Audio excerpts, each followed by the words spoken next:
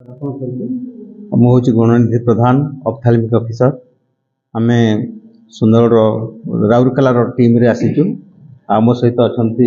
Ravindra Kumar Mahapatra senior ophthalmic officer और नसीब साहू भी ophthalmic officer अच्छा आमर आरबीएस टीम आयुष आम मैडम अच्छा आज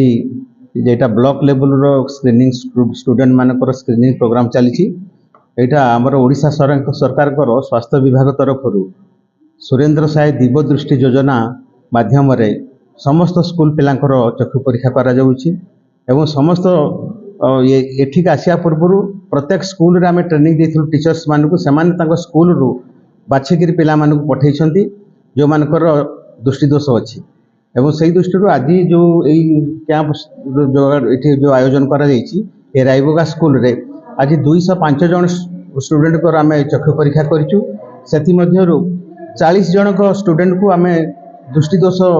आम चिन्हित कर जो मान को 40 जन को चश्मा सरकार तरफ मागणार चश्मा जोगाई दिया हम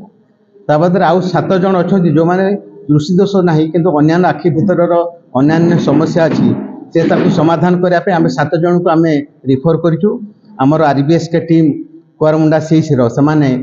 आरजीएच को ने आरजीएच को नहीं चक्षु भीतर जो अन्य समस्या अच्छी से गुड़िकर समाधान करा सेमाने स्कूल रे जते क्लास रे पाठ पढ़ुछंती ब्लैक बोर्ड रे जो टीचर्स मान लिखुछन सेमाने भलो कि देखि पार नाहती एवं तांकर आखि मुंड बथा करे चक्षु जदि दृष्टि दोष थी बताले मुंड बथा करे आखिरु पानी बहिबो तो सब समस्या सब देखा जाय थाए तेणु ए जो प्रारंभिक अवस्था रो तांकर छात्र अवस्था रो जदि आमे तांको चिन्हट करि परिबा तांकर दृष्टि दोष अछि बोली ताले अब तांको तार जदि चिकित्सा करा जिवो ताले भविष्यत रे समानकर चक्षु को आमे सुरक्षा रखि परिबा जहा फल से माने तांकर जीवन भल भाव निर्वाह कर पारिबे। हाँ मोबाइल द्वारा जदि कंटिन्यूअस मोबाइल देखिबे ताले चक्षु ऊपर खराब प्रभाव पड़िबो सेति पई पेरेंट्स माने तांको छुआ को सेथुर विरत रहिबा पई चेष्टा करबा उचित जे कंटिन्यूअस मोबाइल दीर्घ समय धरी देखिबा उचित नय।